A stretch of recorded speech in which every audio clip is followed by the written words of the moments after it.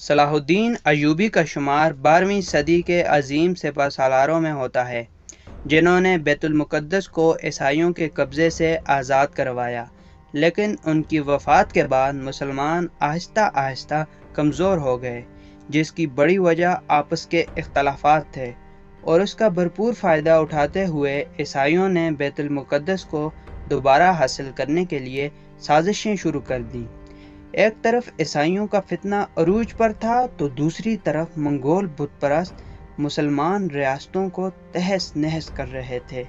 ان حالات میں مسلمانوں کو ایسا لیڈر چاہیے تھا جو ان کی رہنمائی کر سکے، اور وہ رہنما مسلمانوں کو ارطغرل غازی کی صورت میں ملا۔ ارطغرل غازی سن 1188 کو پیدا ہوئے، مگر آپ کی تاریخ پیدائش میں اختلاف پایا جاتا ہے۔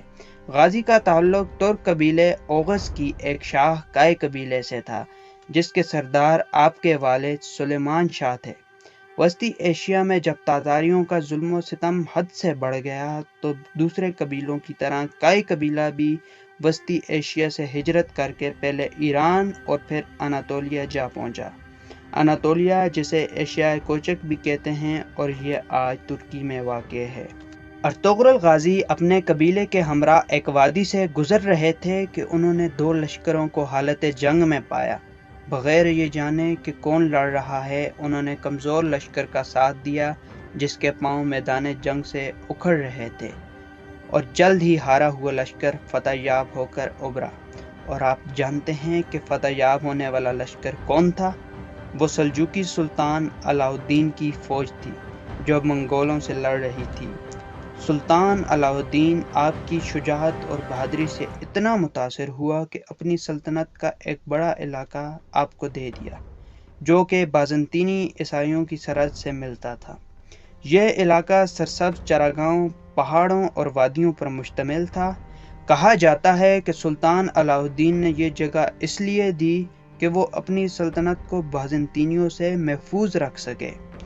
اس کے بعد ارطغرل غازی نے سلطان علاء الدین کے ساتھ مل کر عیسائیوں کے علاقے سوگت کو فتح کیا، جو کہ بعد میں سلطان نے ارطغرل غازی کی جاگیر میں ہی دے دیا۔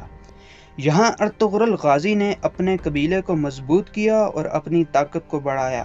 سوگت وہی علاقہ ہے جو بعد میں عثمان اول کے دور میں سلطنت عثمانیہ کا پہلا دارالخلافہ بنا۔ اس کے بعد ارطغرل غازی 1232 میں شام گئے اور وہاں صلاح الدین ایوبی کے پوتے العزیز کی مدد کی اور صلیبیوں کے ایک مضبوط قلعے کو فتح کیا جو شام کے قریب واقع تھا۔ آپ کو یہ شرف بھی حاصل ہے کہ آپ نے ایوبیوں اور سلجوقیوں کی دوستی کروائی۔